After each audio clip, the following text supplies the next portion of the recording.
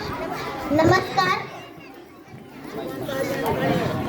भारतीय प्रजासत्ताक दिनाच्या ध्वजारोहणाच्या समारंभास स्वातंत्र्य गावातील सर्व मान्यवर, शाळेतील माझे गुरुजन, प्रशासकीय प्रमुख आणि माझ्या बंधूंनो, आजच्या या मंगल प्रसंगी मी शेवंत काळे मनापासून स्वागत करते आणि तुम्हा सर्वांना शुभेच्छा देते.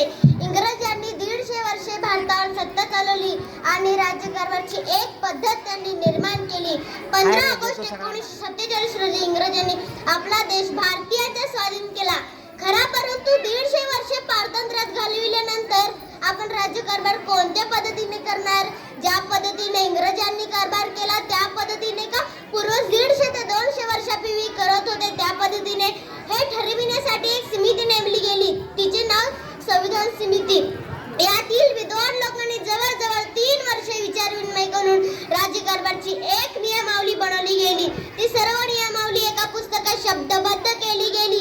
ते पुस्तक म्हणजे संविधान होय. भारतीय लोकशाहीसाठी संविधान हा एक पवित्र ग्रंथ समजला जातो. यात येईल नियमानुसार संपूर्ण देशाचा राज्यकारभार चालतो. आपल्या या संविधानाने भारतातील प्रत्येक नागरिकाला चांगले जीवन जगता यावे यासाठी काही मूलभूत अधिकार दिले आहेत आणि आपण सर्वांचे अधिकार शाबूत राहावेत यासाठी आपली कर्तव्ये निश्चित केली आहेत. 6 ते 14 वयोगटातील सर्व बालकांना आपण 6 ते 14 वयोगटातील सर्व बालकांना मोफत व सक्तीने प्राथमिक शिक्षण मिळावे असा दंडक आहे. 6 ते 14 वयोगटातील आपापल्या घरातील सर्व बालकांना आपण सक्तीने शाळेत पाठवतो का? पालक या नात्याने जर आपण आपल्या मुलांना शाळेत पाठवण्याऐवजी कामाला पाठवत असू, त्यांच्या लहान भावंडांना सांभाळण्यास सांगत असू, तर आपण संविधानातील नियमांचं पालन करत नाही. मुलं शिकली नाही, त्यांच्या पायावर उभी राहिली नाहीत, तर शाळेला, गुरुजींना किंवा सरकारला दोषी धरता येईल का? नाही. आपल्या मुलाच्या नुकसानीसाठी फक्त आणि फक्त आपणच जबाबदार आहोत याचा पालकांनी गांभीर्याने विचार करायला हवे.